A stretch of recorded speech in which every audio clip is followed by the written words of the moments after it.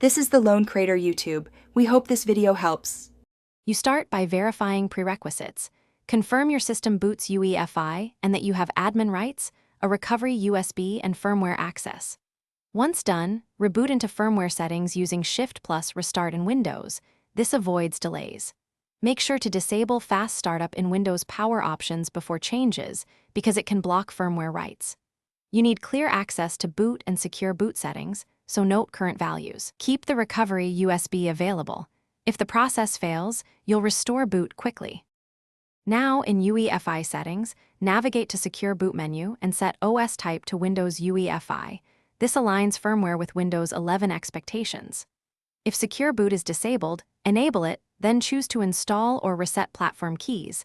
Select Install Factory Default Keys unless you use custom signing. Once keys are loaded, switch to standard or default mode so Microsoft keys are trusted. If you change settings, save and exit. Windows should reboot. If firmware asks for a password, enter it to confirm key changes.